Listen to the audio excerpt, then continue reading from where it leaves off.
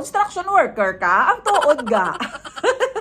Ang tanan nga maisip mo yung ating aya pang construction gid ya.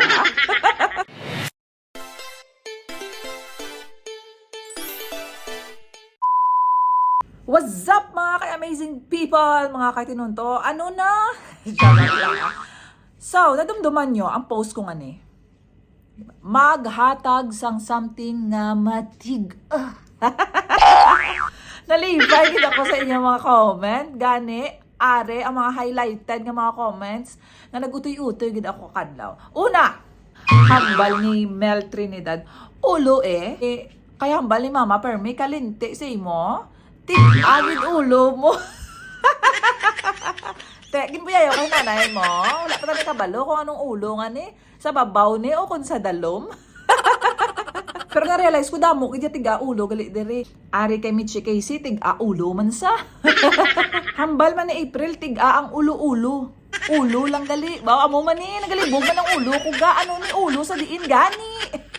Pero ari may sabat na. Hambal ni Carlo ulo sa babaw tig-agid. Ang dalom baw kaluluoy. So klaro nga ang tiga nga ulo sa babaw. Kay amo ning nagapatunay man si Ma'am Jassy Lumbo nga ang ulo kuno sang anak kaya tig-agid. Ari naman ang hambal ni John Rio Shane. Nagmala nga simento, rebulto, kahoy, lansang, kabilya, cast iron. John Rio, construction worker ka? Ang tuod ga. Ang tanan nga maisip mo yung ating aya pang construction gid ya. Upod mo ni si Concepcion Rona ho, kayang iya yan isip martilyo man. Hala pa mulpog ka mo. Doon yun ni si Binsoy Vincent man, kay concrete nails ang iya yan naisip man. O ano? Upod yung 3 PM nyo ko ha, kay mapaobra ko ba tayo sunod semana, kamukwaon ko.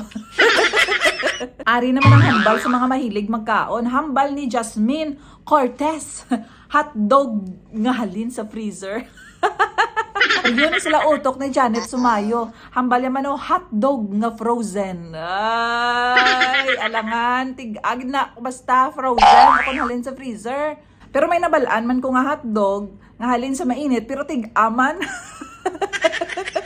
Isa pa ni si Mark Acubilia ho. Talong ano nga frozen. Baw ikaw lang yaga. Ang talong nga na frozen mo. Andi ka sa init ga. Ibutang bala sa init ang mo talong. Nga ba sige magtig-aman. Ulupod ka mo ni Jean Arguilias man o frozen hotdog. Pamangkot pa ga. Confused na. Pagid nga pagkaon man ang napanumdum niya. Si Isabel Celorio Hambalya. Stick bread! Nami magid na kanon ang stick bread kag sinusup-supon mo hasta maghumo kundi wala.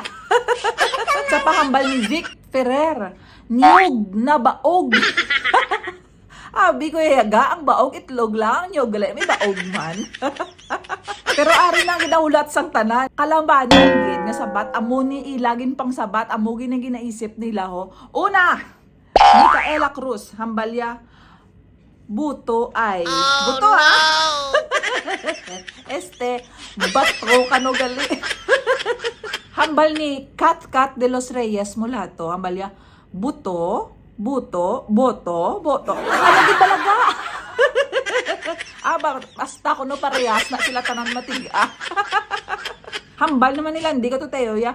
Boto kung sa karaya tulan, buto gali. Taga uton pa ya. Oh.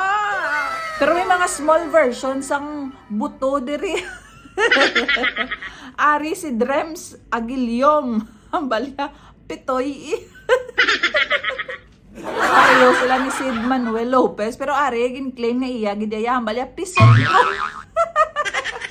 Gamay gid ya ga. Pisot lang mong no pero okay lang na kay tiga.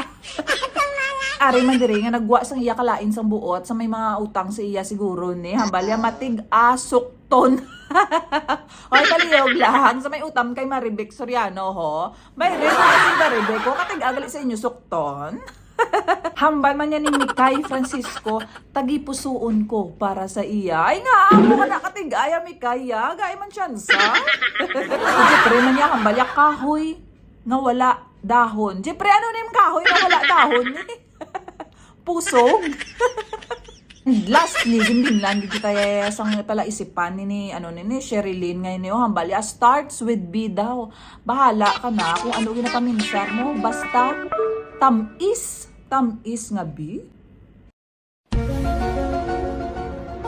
Banana.